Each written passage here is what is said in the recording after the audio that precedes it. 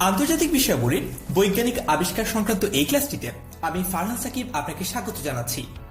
আজকের এই ক্লাসটি থেকে আমরা শিখব সৌরজগৎ ও বিজ্ঞানের বিভিন্ন গুরুত্বপূর্ণ দিক সম্পর্কে, পৃথিবীর ইতিহাসের গুরুত্বপূর্ণ বিভিন্ন বৈজ্ঞানিক আবিষ্কার ও তাদের আবিষ্কারক সম্পর্কে, মহাকাশ ও বৈশ্বিক মহাকাশ ভিত্তিক বিভিন্ন অভিযান সমূহ সম্পর্কে গুরুত্বপূর্ণ সব তথ্য, যেগুলো বিভিন্ন মেধা যাচাইমূলক পরীক্ষায় প্রশ্ন হিসেবে এসে থাকে। আসুন তাহলে শুরু করা যাক।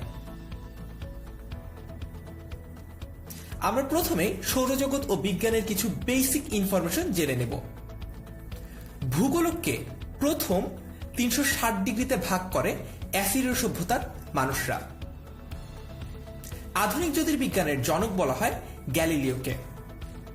গ্যালিলিও একজন ইতালীয় পদার্থবিদ ছিলেন।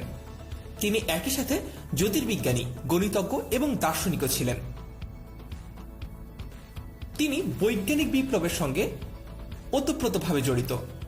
তার সবচেয়ে উল্লেখযোগ্য অবদানের মধ্যে রয়েছে দূরবীক্ষণ যন্ত্রের উন্নতি সাধন, যা জ্যোতির্বিজ্ঞানের অগ্রগতিতে সবচেয়ে বড় ভূমিকা রেখেছে। তাছাড়াও তিনি ছায়াপথ, বিষম তারা, নীহারিকা, শনির বলয়, বৃহস্পতির উপগ্রহ ইত্যাদি আবিষ্কার করেন। তারপর আমরা জানব স্টিফেন হকিং সম্পর্কে। স্টিফেন হকিং একজন ইংরেজ তাত্ত্বিক পদার্থবিজ্ঞানী। একই সাথে তিনি একজন গণিতবিদ, বিশ্বতাত্ত্বিক ও বিজ্ঞান বিষয়ক জনপ্রিয় ধারার লেখক ছিলেন। তাকে বিংশ শতকের অন্যতম সেরা তাত্ত্বিক পদার্থবিজ্ঞানীদের একজন হিসেবে গণ্য করা হয়। তার লেখা a brief history of time এই বইটি প্রকাশিত হয় 1988 সালে। বইয়ে আলোচিত বিষয়গুলো সবই আধুনিক জ্যোতির্বিজ্ঞান ও বিশ্বতত্ত্বের আঙ্গিকে রচিত হয়েছে, কিন্তু সেগুলো তিনি লিখেছেন যাতে সাধারণ মানুষ বুঝতে পারে তার উপযোগী করে। এ কারণেই বইটি বেশ বিখ্যাত একটি বই। তারপর আমরা জানব বিগ ব্যাং সম্পর্কে। বিগ ব্যাং এই তত্ত্বটির প্রবক্তা হচ্ছেন জ্যোতির্বিজ্ঞানী জি লেমেটার। জি লেমেটার একজন বিখ্যাত বিশ্বতত্ত্ববিদ। তিনি বেলজিয়ামের নাগরিক। 1927 সালে তিনি প্রস্তাব করেছিলেন যে মহাবিশ্বের সম্প্রসারণ একটি আদি অবস্থা থেকে শুরু হয়েছিল। তিনি বলেন সেই আদি অবস্থা ছিল একটি আদি পরমাণু, এবং এই তত্ত্বটিকেই বলা হচ্ছে বিগ ব্যাং থিওরি। এই তত্ত্বের অন্যতম বৈশিষ্ট্য হচ্ছে কোন ধারাবাহিক প্রক্রিয়ার পরিবর্তে একটি বিশেষ মুহূর্তে মহাবিশ্বের উদ্ভবের কথা বলা হয়। এই তত্ত্ব অনুযায়ী আজ থেকে প্রায় 1375 কোটি বছর পূর্বে এই মহাবিশ্ব একটি অতি ঘন এবং উত্তপ্ত অবস্থা থেকে সৃষ্টি হয়েছিল। তারপর আমরা জ্যোতিষ্ক মণ্ডলী সম্পর্কে জানব। সৃষ্টি জগতের সকল উপাদানকে একত্রে বলা হয় মহাবিশ্ব।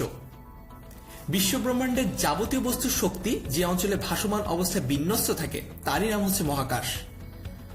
মহাশূন্যে বিরাজমান সকল নক্ষত্র, গ্রহ, উপগ্রহ, গ্যালাক্সি, উল্কা, ধূমকেতু, নীহারিকা এবং জৈব ও অজৈব জগতের সকল মহাজাগতিক পদার্থ সমূহকে জ্যোতিষ্ক বলে। জ্যোতিষ্ক 7 প্রকার। এগুলো হচ্ছে নক্ষত্র, নীহারিকা, গ্রহ, উপগ্রহ, ছায়াপথ, ধূমকেতু এবং উল্কা। মহাবিশ্বে আলো দেয়া জ্যোতিষ্কগুলোকে বলা হয় নক্ষত্র। নক্ষত্রগুলো প্রকৃতপক্ষে জ্বলন্ত বাষ্পপিণ্ড এবং এদের নিজস্ব আলো ও উত্তাপ রয়েছে। নক্ষত্রের আকার গোল, সর্পিল, রৈখিক, আবার অবয়বহীন হতে পারে। বৈজ্ঞানিকগণ 100 কোটিরও অধিক নক্ষত্রের সন্ধান লাভ করেছেন। আকাশের উজ্জ্বলতম নক্ষত্রের নাম হচ্ছে লুব্ধক, আর পৃথিবীর নিকটতম নক্ষত্র হচ্ছে সূর্য। এরপর আমরা জানব ধূমকেতু সম্পর্কে। ধূমকেতু হচ্ছে ধুলো, বরফ ও গ্যাসের তৈরি এক ধরনের মহাজাগতিক বস্তু। ধূমকেতু একটি অতি ক্ষুদ্র বরফাবৃত সৌরজাগতিক বস্তু, যা সূর্যের খুব নিকট দিয়ে পরিভ্রমণ করার সময় দর্শনীয় এবং কখনো লেজ প্রদর্শনও করে। ধূমকেতুর নিউক্লিয়াসের উপর সূর্যের বিকিরণ ও সৌরবায়ুর প্রভাবের কারণে এমনটি দৃশ্যমান হয়। হ্যালির ধূমকেতু এটির নামকরণ করা হয় এডমন্ড হ্যালির নামানুসারে, কারণ জ্যোতির্বিজ্ঞানী এডমন্ড হ্যালি এই ধূমকেতুটি আবিষ্কার করেন। হ্যালির ধূমকেতু প্রায় ৭৫ বা ৭৬ বছর পরপর দেখা যায়। সর্বশেষ হ্যালির ধূমকেতু দেখা গেছে ১৯৮৬ সালে এবং আবার দেখা যাবে ২০৬২ সালে। তারপর আমরা ছায়াপথ বা মিল্কি ওয়ে সম্পর্কে জানব। মহাকাশে কোটি কোটি নক্ষত্র, ধূলিকণা এবং বিশাল বাষ্পকুণ্ড নিয়ে জ্যোতিষ্কমণ্ডলীর যে দল সৃষ্টি হয়েছে তাকে গ্যালাক্সি বা নক্ষত্র জগৎ বলে। মহাকাশে অসংখ্য গ্যালাক্সি রয়েছে। একটি গ্যালাক্সির ক্ষুদ্র অংশকে ছায়াপথ বা মিল্কি ওয়ে বলে। সূর্য হচ্ছে সৌরজগতের একটি নক্ষত্র। সূর্যের গ্যাসীয় উপাদানের মধ্যে রয়েছে হাইড্রোজেন, হিলিয়াম, অক্সিজেন, কার্বন, নিয়ন, লোহা ইত্যাদি। সবচেয়ে বেশি পরিমাণে রয়েছে হাইড্রোজেন এবং সেটি রয়েছে ৭৩.৪৬%। পৃথিবী সূর্যের একটি গ্রহ এবং পৃথিবী সৌরজগতের তৃতীয় গ্রহ। তারপর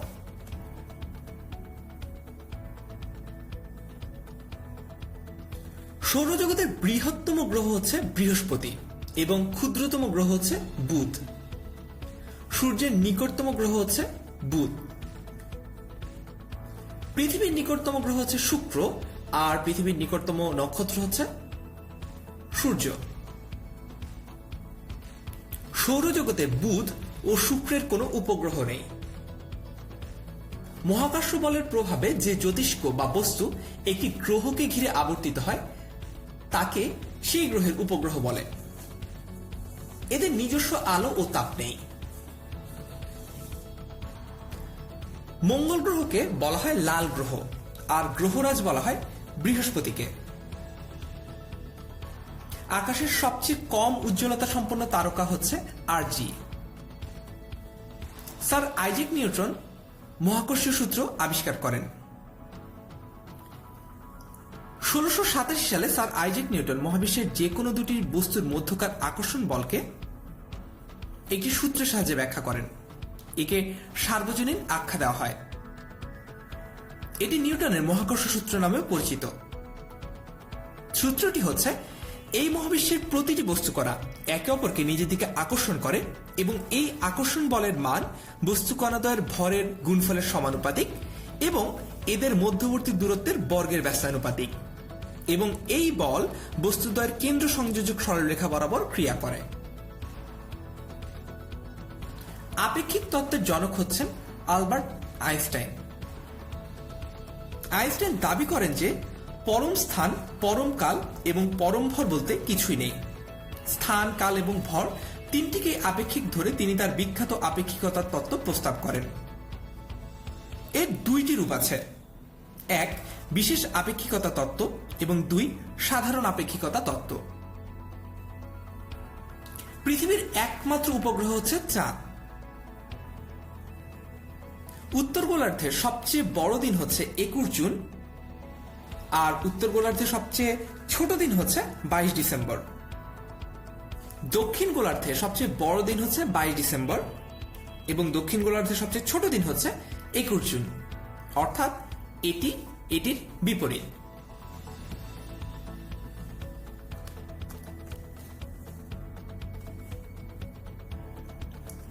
এখন আমরা জানব সৌরজগতের গ্রহগুলো সম্পর্কে।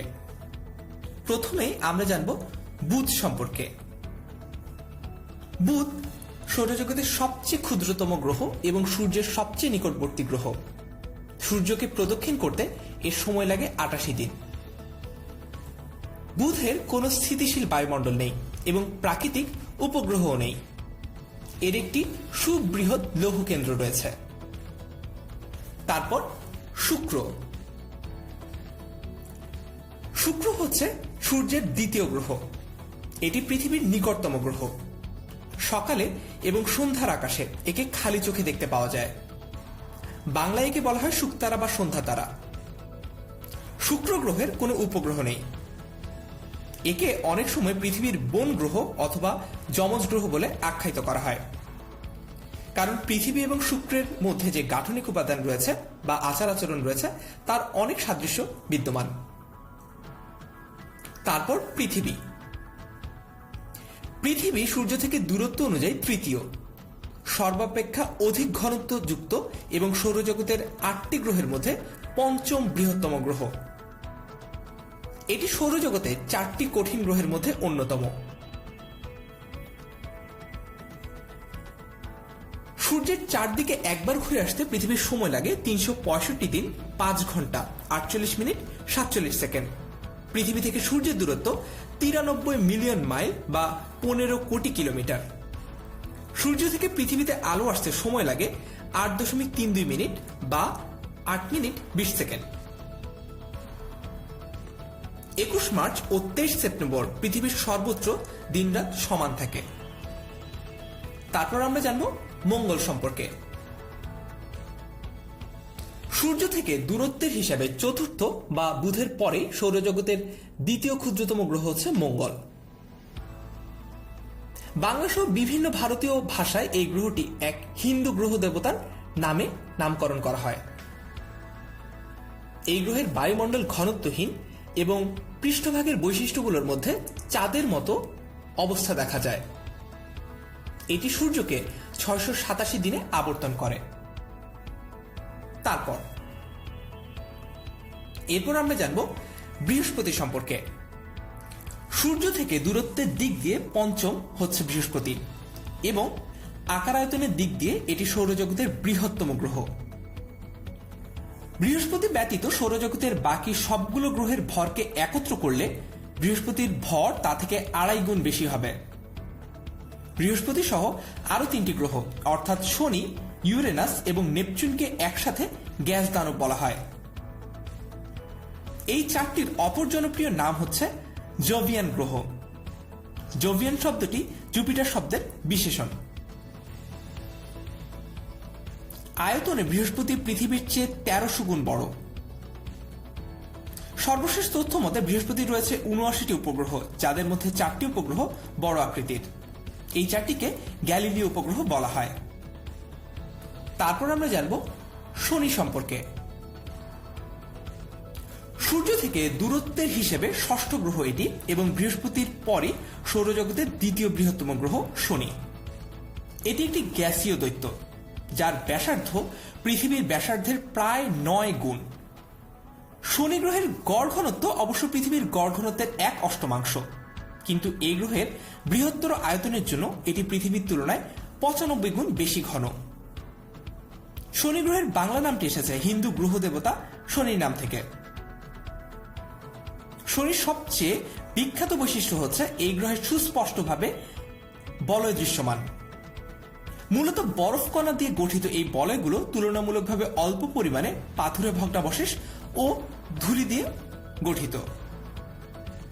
শনির উপগ্রহ সবচেয়ে বেশি, তার সংখ্যা 82। এর বৃহত্তম উপগ্রহের নাম হচ্ছে টাইটান, যা বুধ গ্রহের থেকেও বড়। তারপর জানব ইউরেনাস সম্পর্কে। ইউরেনাস সৌরজগতের সপ্তম এবং আকারের দিক দিয়ে তৃতীয় বৃহত্তম গ্রহ। স্যার উইলিয়াম হার্শেল এই গ্রহটিকে প্রথম 1781 সালে 13 মার্চ বিশেষভাবে পর্যবেক্ষণ করেন এবং ওই বছরের 26 এপ্রিল একে একটি ধূমকেতু হিসেবে উল্লেখ করেন। পরে আরো গভীরভাবে পর্যবেক্ষণের পর তিনি একে সৌরজগতের গ্রহ হিসেবে স্বীকৃতি দেন। প্রথম অবস্থায় অনেক জ্যোতির্বিজ্ঞানী এটি মানতে চাননি। ইউরেনাসের এখন পর্যন্ত জানা উপগ্রহের সংখ্যা 27টি। তারপর আমরা জানব নেপচুন সম্পর্কে। নেপচুন সৌরজগতের 8ম গ্রহ এবং সূর্য থেকে সবচেয়ে দূরবর্তী গ্রহ, যা রোমান সমুদ্র দেবতা নেপচুনের নামে নামাঙ্কিত হয়েছে। নেপচুনের পরিধি 4র্থ এবং ভরে 3য় সর্ববৃহৎ গ্রহ এটি। এটির ভর পৃথিবীর ভর থেকে 17 গুণ বেশি। এখন পর্যন্ত জানা তথ্য মতে নেপচুনের উপগ্রহ 14টি। এরপর আমরা বামন গ্রহ সম্পর্কে জানবো বা ডোয়ার্ফ প্ল্যানেট সম্পর্কে জানবো। বামন গ্রহ হচ্ছে সৌরজগতের এক ধরনের জ্যোতিষ্ক যা সম্প্রতি ইন্টারন্যাশনাল অ্যাস্ট্রোনমিক্যাল ইউনিয়ন কর্তৃক সংজ্ঞায়িত হয়েছে। বামন গ্রহ হচ্ছে এমন একটি জ্যোতিষ্ক যা তার নিজ কক্ষপথের নিকটস্থ অঞ্চল থেকে অন্য সকল মহাজাগতিক বস্তুকে সরিয়ে ফেলতে পারে না। এই সংজ্ঞাটি অবশ্য বর্তমানে কেবলমাত্র সৌরজগতের জন্য প্রযোজ্য। প্লুটো এই গ্রহটিকে নিয়ে বিতর্ক ওঠার পর উক্ত প্রতিষ্ঠানটি বামন গ্রহের সংজ্ঞা নির্দিষ্ট করে প্লুটোকেও বামন গ্রহের তালিকায় স্থান দেয়। এতে করে এখন পর্যন্ত বামন গ্রহের সংখ্যা হচ্ছে 5।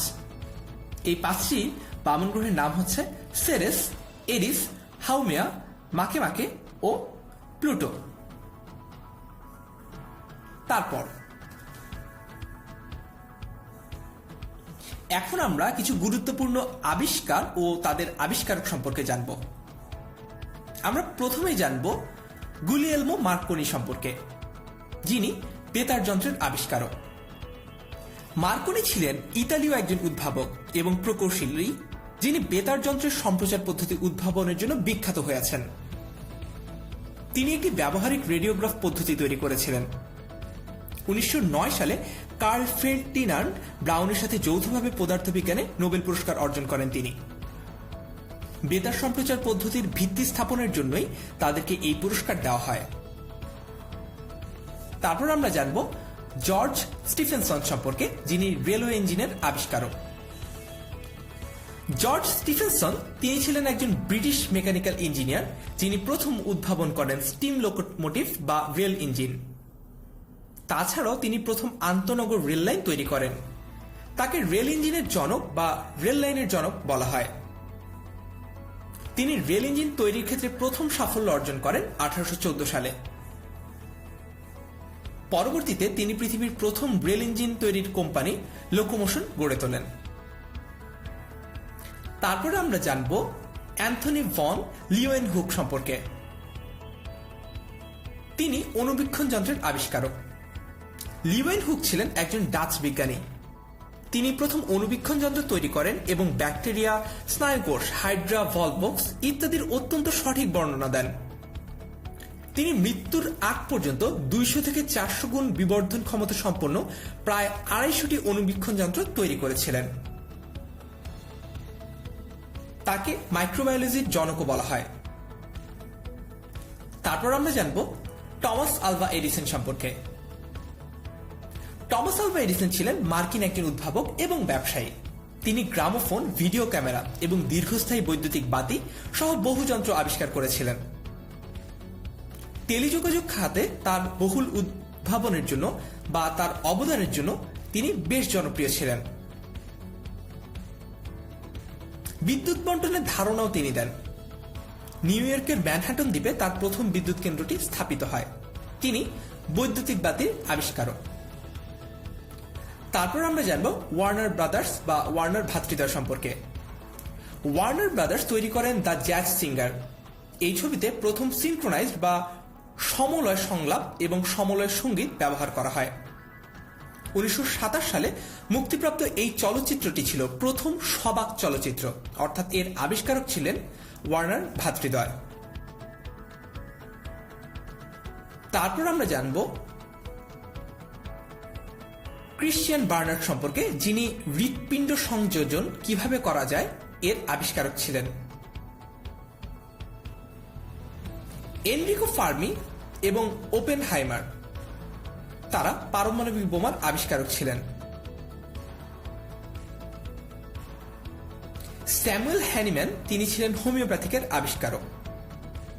স্যামুয়েল হ্যানিম্যান একজন জার্মান চিকিৎসক। 1805 সালে হোমিওপ্যাথি চিকিৎসা তিনি চালু করেন। 1810 সালে এই হোমিওপ্যাথি চিকিৎসার নিয়মাবলী সংক্রান্ত গ্রন্থ প্রকাশিত হয় তার।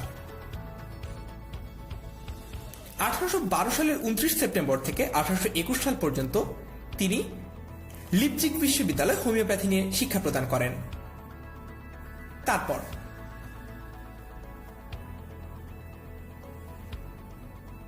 এরপর আমরা জানব জন এল বেয়ার্ড সম্পর্কে, যিনি টেলিভিশনের আবিষ্কারক। জন বেয়ার্ডের পূর্ণ নাম হচ্ছে জন লগি বেয়ার্ড বা জন এল বেয়ার্ড। তিনি একজন স্কটিশ ইঞ্জিনিয়ার ছিলেন। বিশ্বের প্রথম কার্যক্ষম ইলেকট্রোমেকানিক্যাল টেলিভিশন আবিষ্কারের জন্য তিনি বিখ্যাত। জন বেয়ার্ড 1926 সালের 26 জানুয়ারি এই টেলিভিশন আবিষ্কার করেন। পরবর্তীতে তিনি প্রথম রঙিন টেলিভিশনও উদ্ভাবন করেন। এরপর আমরা জানব উইলিয়াম হার্ভে সম্পর্কে। উইলিয়াম হার্ভে একজন ইংরেজ চিকিৎসক, যিনি শরীরবিদ্যা ও চিকিৎসা শাস্ত্রে অভূতপূর্ব অবদান রেখেছেন। আজ থেকে প্রায় 400 বছর আগে মানুষের দেহের ভেতর রক্তের পদ্ধতিগত চলাচলের প্রক্রিয়াটি সম্পূর্ণরূপে এবং বিস্তারিত তিনিই প্রথম বুঝতে পেরেছিলেন। এর আগে রক্ত চলাচল সম্পর্কে কারো সঠিক ধারণা ছিল না। শরীরের বিভিন্ন অংশ থেকে রক্তশিরা পথে হৃৎপিণ্ডে আসে এবং হৃৎপিণ্ড থেকে ধমনীর মাধ্যমে বিভিন্ন অংশে সঞ্চালিত হয়। এটি সর্বপ্রথম হার্ভে বলেছিলেন, অর্থাৎ উইলিয়াম হার্ভে রক্ত সঞ্চালন প্রক্রিয়ার আবিষ্কারক ছিলেন। তারপর আমরা জানব রাইট ব্রাদার্সের কথা, অর্থাৎ উইলবার রাইট ও অরভিল রাইট। তারা দুজন ছিলেন মার্কিন প্রকৌশলী এবং উড়োজাহাজের আবিষ্কারক। তারপর আমরা জানব আলেকজান্ডার গ্রাহাম বেলের কথা। আলেকজান্ডার গ্রাহাম বেল একজন প্রখ্যাত বিজ্ঞানী ও উদ্ভাবক। টেলিফোনের অন্যতম আবিষ্কারক হিসেবে তিনি সবচেয়ে পরিচিত। তাকে বোবাদের পিতা তথা দ্য ফাদার অব দ্য ডিফ বলা হতো। তার বাবা, দাদা এবং ভাই সবাই একক অভিনয় ও বক্তৃতার কাজে জড়িত ছিলেন এবং তার মা ও স্ত্রী উভয় ছিলেন বোবা। এ কারণেই বোবাদের জীবনযাত্রার মান উন্নয়নে তিনি অনেক গবেষণা করেছেন। টেলিফোন উদ্ভাবনের আগে থেকেই তিনি শ্রবণ ও কথন সংশ্লিষ্ট গবেষণায় নিয়োজিত ছিলেন। 1876 সালে তাকে টেলিফোনের প্রথম মার্কিন পেটেন্টের সম্মানে ভূষিত করা হয়। তারপর জানবো আমরা জেমস ওয়াট সম্পর্কে। জেমস ওয়াট একজন স্কটিশ বিজ্ঞানী। তিনি 1769 সালে বাষ্পীয় ইঞ্জিন আবিষ্কার করেন। গ্লাসগো বিশ্ববিদ্যালয়ে বৈজ্ঞানিক যন্ত্রের নির্মাতা রূপে তিনি তার কর্মজীবন শুরু করেন। এর কিছুদিনের মধ্যেই বাষ্পীয় শক্তিচালিত ইঞ্জিন নিয়ে তার চিন্তাভাবনা শুরু হয়। গ্লাসগো বিশ্ববিদ্যালয়ে যন্ত্র নির্মাণ নিয়ে কাজ করার সময় ওয়াট বাষ্প ইঞ্জিনের প্রযুক্তিতে আগ্রহী হয়ে ওঠেন। অর্থাৎ জেমস ওয়াট ছিলেন বাষ্পীয় ইঞ্জিনের আবিষ্কারক। তারপর আলফ্রেড নোবেল, যার নামে পৃথিবীর সবচেয়ে গুরুত্বপূর্ণ ও মর্যাদাপূর্ণ পুরস্কার দেওয়া হয়। আলফ্রেড নোবেল একজন রসায়নবিদ, প্রকৌশলী, উদ্ভাবক এবং অস্ত্র নির্মাতা ছিলেন। তিনি ডায়নামাইট আবিষ্কার করেছিলেন। পরবর্তীতে এই ডায়নামাইটের ভয়াবহতা দেখে তিনি তার উইলে তার সম্পত্তির 94% দিয়ে যান বিজ্ঞান ও শান্তিতে অবদান রাখা মানুষদের পুরস্কার দেওয়ার জন্য, এবং এটি পৃথিবীর সবচেয়ে মর্যাদা সম্পন্ন পুরস্কার বা নোবেল পুরস্কার। তারপর আমরা দেখতে পাচ্ছি যে রন্টগেন, তিনি এক্স রে আবিষ্কারক। আর থিওডর মাইম্যান, তিনি হচ্ছেন লেজারের আবিষ্কারক। তারপর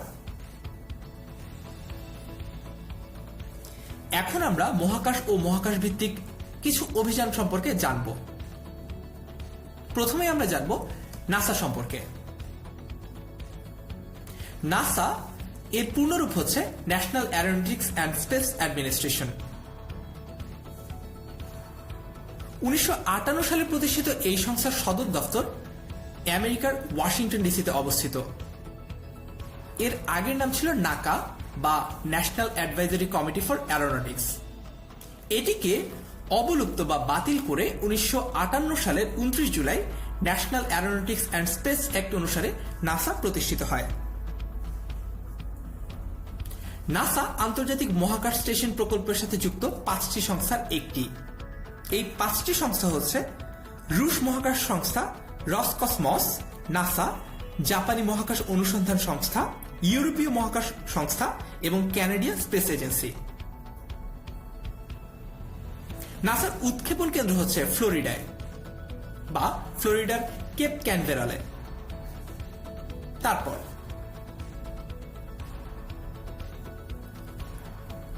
এখন আমরা দেখে নিচ্ছি যে মহাকাশে প্রথম কারা কবে গিয়েছেন এবং বিভিন্ন কৃতিত্বের দাবিদার তারা। মহাকাশের প্রথম নভোচারী হচ্ছেন ইউরি গ্যাগারিন এবং প্রথম নারী নভোচারী হচ্ছেন ভ্যালেন্টিনা তেরেস্কোভা। তার দেশ হচ্ছে সোভিয়েত ইউনিয়ন এবং ভ্যালেন্টিনা তেরেস্কোভার দেশ হচ্ছে Soviet Union. Yuri Gagarin Vostok 1-এ করে মহাকাশে গিয়েছেন এবং ভ্যালেন্টিনা তেরেস্কোভা গিয়েছেন ভস্টক 6-এ করে। ইউরি গ্যাগারিন মহাকাশে গিয়েছেন 1961 সালের 12 এপ্রিল আর ভ্যালেন্টিনা তেরেস্কোভা তিনি গিয়েছেন 1963 সালের 16 জুন থেকে 19 জুন।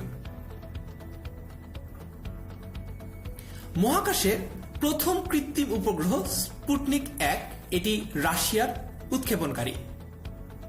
উৎক্ষেপণ করা হয় 1957 সালের 4 অক্টোবর। মহাকাশের প্রথম পর্যটকের নাম হচ্ছে মার্কিন যুক্তরাষ্ট্রের ডেনিস টিটো।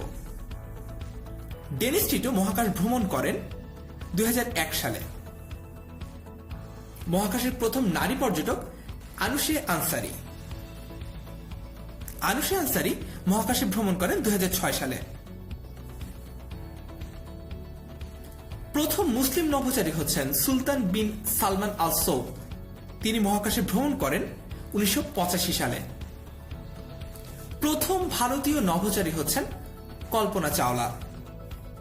কল্পনা চাওলা প্রথম মহাকাশ ভ্রমণ করেন 1997 সালে। তারপর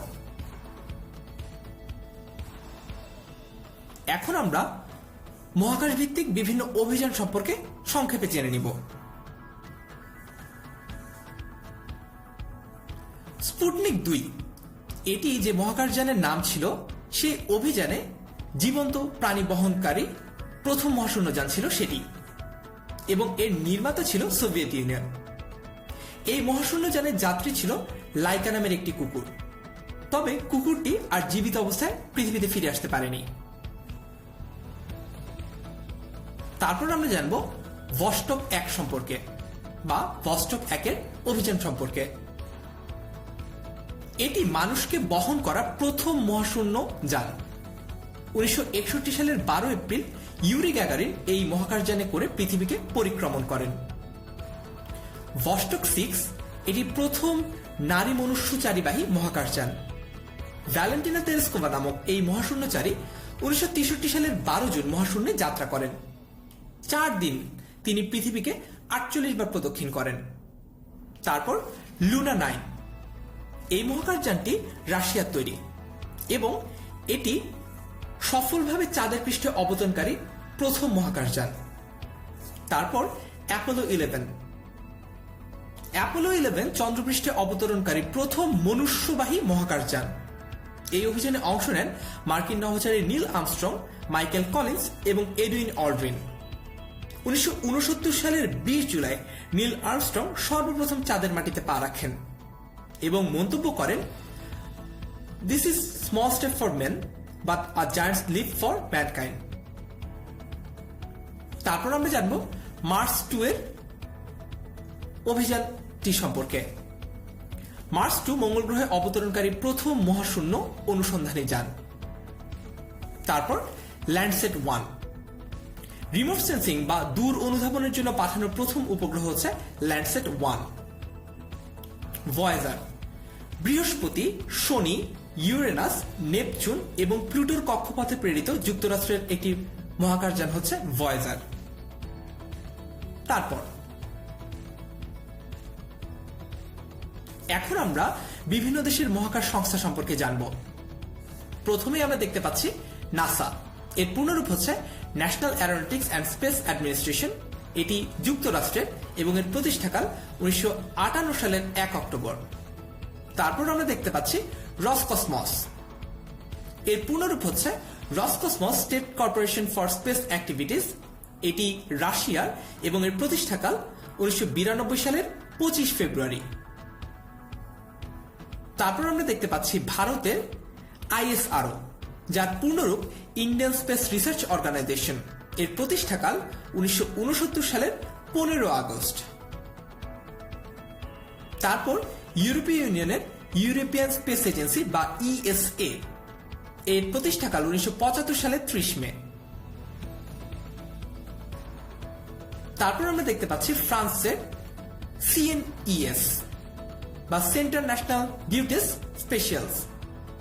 এর প্রতিষ্ঠাকাল 1961 সালের 19 ডিসেম্বর। চীনের চায়না ন্যাশনাল স্পেস অ্যাডমিনিস্ট্রেশন বা CNSA, এর প্রতিষ্ঠাকাল 1993 সালের 22 এপ্রিল। ইসরায়েলের ইসরায়েল স্পেস এজেন্সি বা ISA, এর প্রতিষ্ঠাকাল এপ্রিল 1983। 2004 সালের 1 অক্টোবর প্রতিষ্ঠিত হয়েছে জাপানের JAXA, এর পূর্ণরূপ হচ্ছে জাপান অ্যারোস্পেস এক্সপ্লোরেশন এজেন্সি। আশা করি বিভিন্ন দেশের মহাকাশ যে সংস্থাগুলো রয়েছে সেগুলো সম্পর্কে আমরা জানতে পেরেছি। তারপর এখন আমরা জানব নিজস্ব প্রযুক্তিতে উপগ্রহ উৎক্ষেপণকারী দেশগুলো সম্পর্কে এবং কে কবে এই কৃতিত্বের দাবিদার হয়েছে সেটি সম্পর্কে। প্রথমে দেখতে পাচ্ছি স্পুটনিক 1। স্পুটনিক 1 এর দেশ ছিল সোভিয়েত ইউনিয়ন এবং এর সময়কাল ছিল 1957 সালের 4 অক্টোবর। 1958 সালের 1 ফেব্রুয়ারি এক্সপ্লোরার 1 উৎক্ষেপণ করে যুক্তরাষ্ট্র। 1965 সালের 26 নভেম্বর অ্যাস্ট্রিক্স এটি উৎক্ষেপণ করে ফ্রান্স। 1970 সালের 11 ফেব্রুয়ারি ওসুমি উৎক্ষেপণ করে জাপান। 1970 সালের 24 এপ্রিল ডংফ্যাং হং 1 এটি প্রেরণ করে চীন। 1971 সালের 28 অক্টোবর প্রসপেরো X3 এটি প্রেরণ করে যুক্তরাজ্য। 1980 সালের 18 জুলাই রোহিণী D1 এই উপগ্রহটি উৎক্ষেপণ করে ভারত। 1988 সালের 19 সেপ্টেম্বর ওফেক 1 এটি উৎক্ষেপণ করে ইসরায়েল। 1995 সালের 31 আগস্ট সিচ 1 উৎক্ষেপণ করে ইউক্রেন এবং 2009 সালের 2 ফেব্রুয়ারি ওমিড উৎক্ষেপণ করে ইরান। 2012 সালের 12 ডিসেম্বর উত্তর কোরিয়া তাদের উপগ্রহ উৎক্ষেপণ করে, যার নাম হচ্ছে পোয়াংমিয়ং-সং 3 ইউনিট 2। নামটা একটু জটিল হলেও কয়েকবার পড়লে আশা করি বোঝা যাবে এবং মনেও থাকবে। 2013 সালের 30 জানুয়ারি STSat-2C এটি প্রেরণ করে দক্ষিণ কোরিয়া। 2018 সালের 12 নভেম্বর কিউবস্যাট প্রেরণ করে নিউজিল্যান্ড। আশা করি এই লেকচারটি থেকে আমরা জানতে পেরেছি বিভিন্ন বৈজ্ঞানিক আবিষ্কার এবং তাদের আবিষ্কারক সম্পর্কে। আমরা জানতে পেরেছি মহাকাশের বিভিন্ন গুরুত্বপূর্ণ অভিযান সম্পর্কে, মহাকাশে আমরা এখন পর্যন্ত কোন কোন জিনিসগুলো আবিষ্কার করতে পেরেছি সেগুলো সম্পর্কে। আমরা জেনেছি সৌরজগৎ সম্পর্কেও। আশা করি ক্লাসটি আপনার উপকার করবে। আমার সাথে থাকার জন্য আপনাকে ধন্যবাদ। পরের ক্লাসে নিশ্চয়ই দেখা হচ্ছে।